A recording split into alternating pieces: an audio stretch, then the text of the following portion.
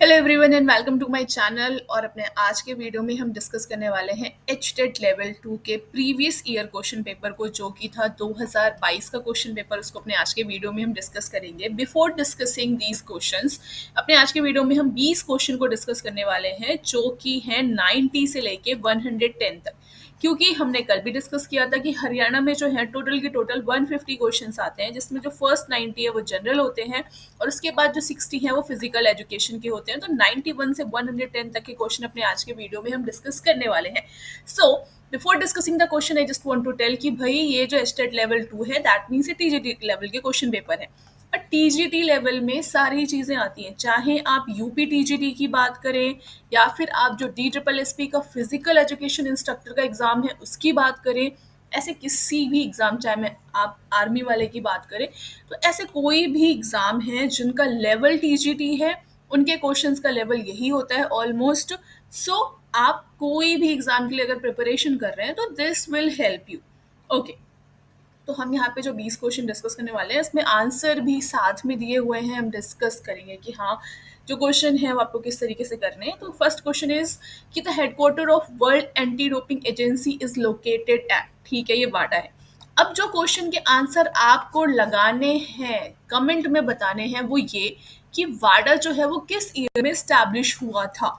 ठीक है, इसका जो हेडक्वार्टर है, ये क्वेश्चन पूछा गया है, हेडक्वार्टर का आंसर आपको दिख रहा है, मॉन्ट्रियल में है। बहुत सारे ऑप्शंस दिए हुए हैं।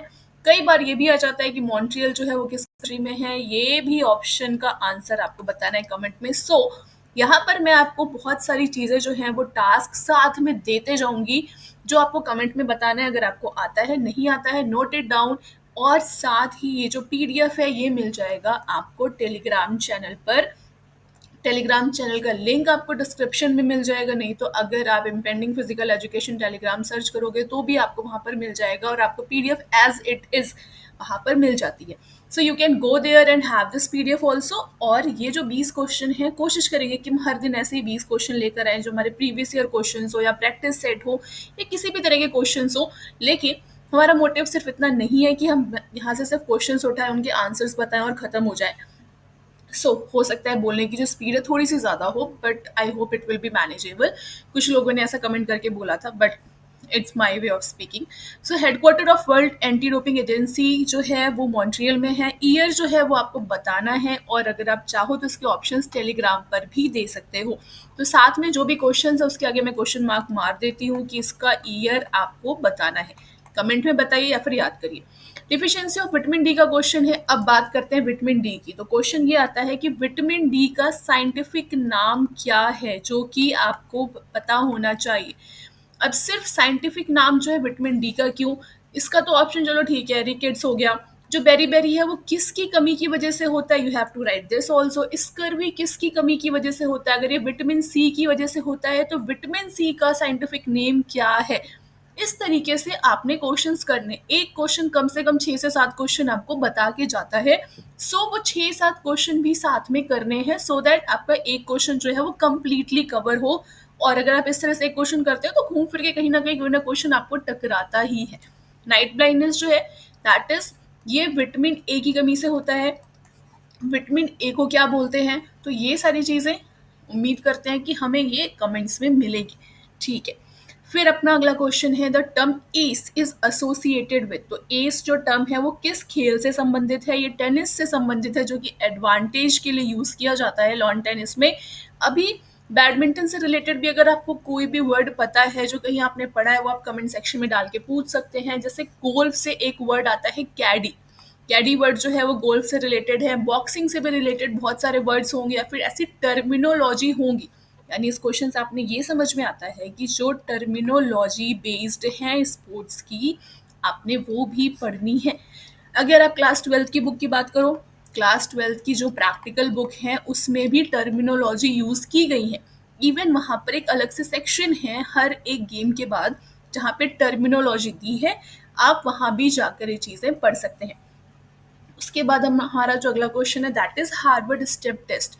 तो हार्वर्ड स्टेप टेस्ट जो है ये किस लिए होता है, ये भी क्लास 12 की बुक में दिया हुआ है। यानी हम कह सकते हैं कि अगर आप TGT के लिए प्रिपेयर कर रहे हैं तो एक बार क्लास 11 और 12 की बुक ज़रूर से देख लें।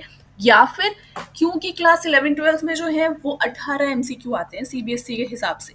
अगर आपने पढ़ा रहे हो कहीं पे या फिर अगर आपके आसपास कोई बच्चा है जिसके पास बुक है, आप उससे भी ले सकते हो। और इन 18 एमसीक्यू को भी गो थ्रू करने का अगर टाइम हो, प्लीज़ डू।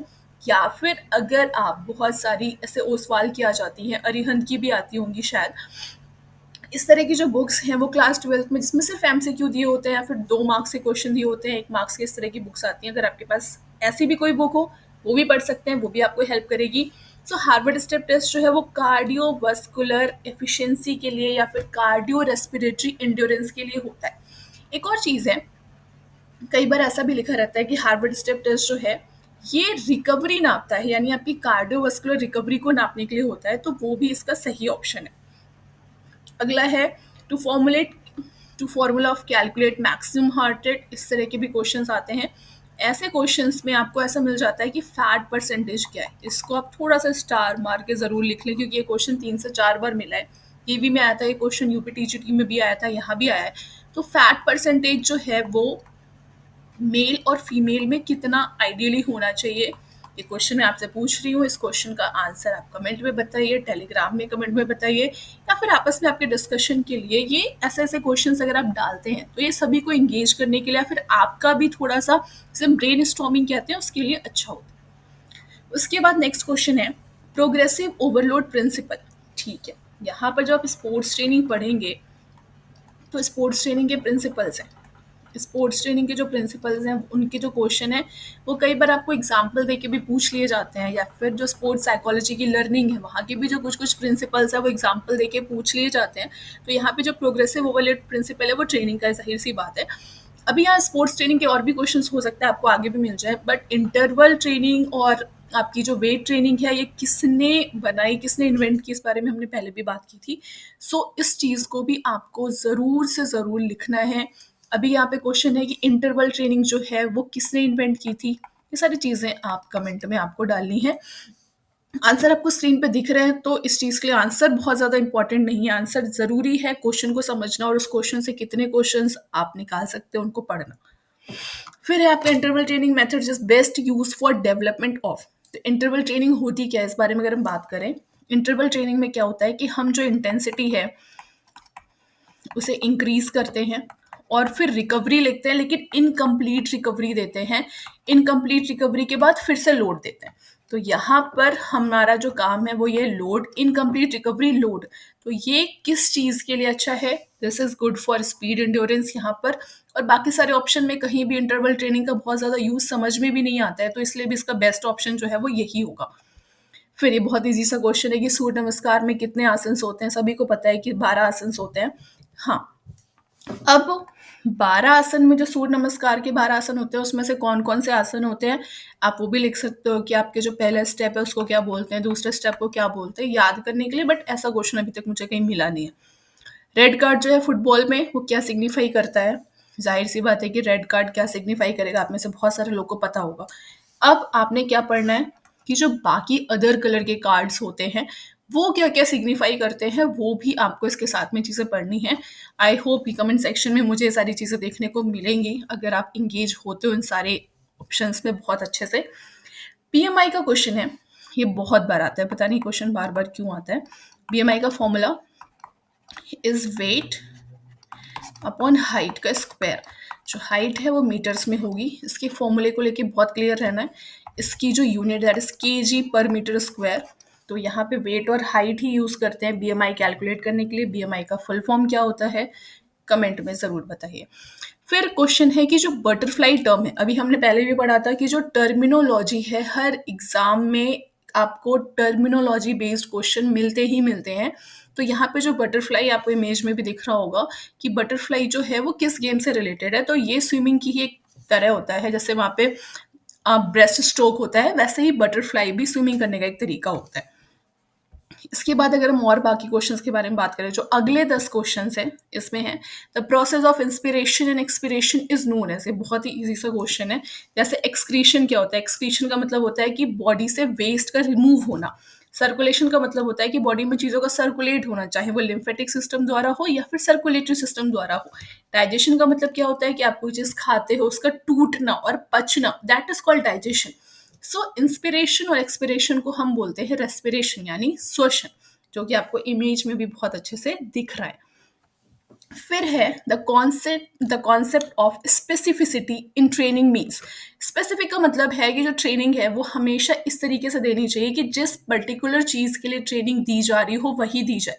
जैसे कि आपको पता है कि अगर किसी क्रिकेटर को ट्रेनिंग दी जा रही है, किसी आर्चरी वाले को ट्रेनिंग दी जा रही है, किसी बास्केटबॉल वाले को ट्रेनिंग दी जा रही है, तो उन सबकी ट्रेनिंग के जो फॉर्मेट्स होते हैं वो अलग अलग होते हैं। यानी ट्रेनिंग जो है that is specific to what they have to train for. तो जिस चीज़ के लिए ट्रेनिंग दी जाती है उसी चीज़ के लिए ट्रेनिंग स्पेसिफिक होना चाहिए। ये भी एक प्रिंसिपल ऑफ ट्रेनिंग है। तो यहाँ से आप इस टॉपिक को स्टार करके लिखिए कि प्रिंसिपल ऑफ स्पोर्ट्स ट्रेनिंग आपको ज़रूर से अच्छे से समझ के पढ़ना है। उसके बाद अगला क्वेश्चन जो है, ये क्वेश्चन तो बहुत बार आते हैं, मतलब शायद ही कोई एग्जाम होगा जहाँ आपको लिगामेंट टेंडन छूट जाए। दे आर द लाइक होना ही होना है, इनके बिना एग्जाम पूरा नहीं हो सकता। सो यहाँ पे क्वेश्चन है कि बोन्स मसल से किससे जुड़े होते हैं। ये आपको दिख रहा है, ये आपकी हड्डी है, this is your bone, this is muscle, और ये जिससे जुड़े हैं it is a type of connective tissue, और इस कनेक्टिव टिश्यू को हम कहते हैं टेंडन। और टेंडन में लगने वाली चोट को हम क्या कहते हैं, this is what you have to tell in comment section. उसके बाद अगला क्वेश्चन है साई। साई का full form, that's a very easy thing. आपको क्या बताना है, आपको ये बताना है कि इसका जो साई है वो कब बना, अलोंग विद डेट। मैं ईयर बता देती हूँ 1984। अब आगे की जो डेट है वो आपने कमेंट सेक्शन में बतानी है कि साई जो है वो कब स्टैब्लिश हुआ। अगला क्वेश्चन है the field of basketball is. ये भी क्वेश्चन बहुत ईजी है कि भाई बास्केटबॉल का जो फील्ड है वो स्क्वायर होता है, सर्कल होता है, रेक्टेंगुलर होता है, ओवल होता है। आपको दिख रहा है 28/15 का ये कोड है, रेक्टेंगुलर होता है। ये बहुत ही इजी सी हो सकता है, इसे थोड़ा सा टफ भी पूछ ले। इसमें बास्केटबॉल की हाइट पूछी जा सकती है कि बास्केटबॉल की हाइट नहीं, मतलब बास्केटबॉल की जो रिंग होती है जिसमें आप बास्केट डालते हो उसकी हाइट क्या है। कमेंट सेक्शन में बताइए कि बास्केटबॉल की रिंग की हाइट क्या होती है। उसके बाद अगला क्वेश्चन है कि नॉर्मल ब्लड प्रेशर जो है वो क्या है। ये भी बहुत इजी सा क्वेश्चन पूछ लिया गया है। तो नॉर्मल ब्लड प्रेशर 120/80, जो क्वेश्चन आपको बताना है कि ब्लड प्रेशर को नापने के लिए किस इंस्ट्रूमेंट का यूज किया जाता है। साथ में कई बार क्वेश्चन ऐसे भी आ जाता है, what is diastole pressure and what is systolic pressure. तो डायस्टोलिक और सिस्टोलिक क्या होते हैं ये चीज़ भी आपको पता होनी चाहिए। ज़रूरी नहीं है कि इतना ईजी ही पूछा जाए कि ब्लड प्रेशर कितना होता है। डायस्टोलिक भी पूछा जा सकता है, सिस्टोलिक भी पूछा जा सकता है। Then the number of players in volleyball team, ठीक है। अब यहाँ पर एक और चीज़ है, क्योंकि यहाँ पर ये चीज़ मेंशन नहीं की गई है कि वॉलीबॉल टीम में प्लेइंग वाले या टोटल, बट यहाँ ऑप्शन में भी ऐसी कोई कंफ्यूजन दिया नहीं गया है। सो 6 प्लेयर्स होते हैं जो प्लेइंग होते हैं, टोटल कितने होते हैं कमेंट सेक्शन में बताना है कि टोटल प्लेयर्स जो हैं वॉलीबॉल में कितने होते हैं। वॉलीबॉल बहुत ही इंपॉर्टेंट गेम है, इस पे बेस्ड क्वेश्चन आपको हर एग्जाम में मिल जाता है। जैसे कि वॉलीबॉल का वेट कितना होता है, या फिर वॉलीबॉल की जो नेट है उसकी हाइट कितनी होती है, वुमेन के लिए कितनी होती है, मेन के लिए कितनी होती है, जो पोल टू पोल डिस्टेंस है वो कितनी होती है, वॉलीबॉल का जो कोर्ट है उसका डायमेंशन कितना होता है। That's what you have to write in your notes. इसके बाद अगला क्वेश्चन है द क्रैडल कैरी। जिस तरह से आपको दिख रहा है क्रैडल कैरी एक टेक्निक है, इमेज में आपको दिख रहा है कि ये टेक्निक कहाँ यूज होती है। इस टेक्निक का यूज होता है फर्स्ट एड में, किसी को उठा के लेकर जाने के लिए, अगर वो बंदा खुद से उठ के नहीं जा पा रहा है, इमरजेंसी सिचुएशन में किसी को इस तरीके से उठाने को हम क्रैडल कैरी कहते हैं।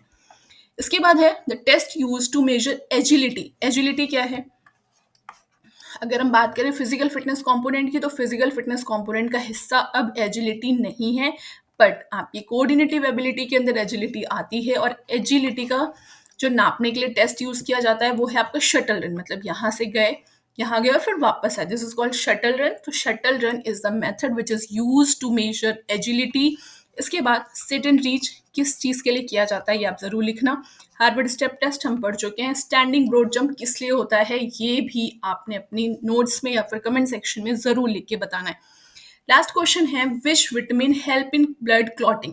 तो ब्लड क्लॉटिंग के लिए कौन सा विटामिन हेल्प करता है? अब यहाँ पे ब्लड क्लॉटिंग के काफ़ी सारे क्वेश्चंस आपको मिल जाते हैं कि ब्लड क्लॉटिंग के लिए कौन सा विटामिन हेल्प करता है, ब्लड क्लॉटिंग को एंटी कोगुलेंट कौन सा होता है, यानी कौन सी ऐसी चीज़ है जो ब्लड को क्लॉट नहीं होने देती है। दोनों क्वेश्चन एग्जाम में बहुत बार आते हैं। So write this thing and if you know put it in comment section. And अगर आपको पीडीएफ चाहिए, visit to our telegram page, there you can get this PDF as it is, और इसका लिंक जो है वो आपको डिस्क्रिप्शन में मिल जाएगा। So that's all for today, and in our next video we will discuss next 20 questions.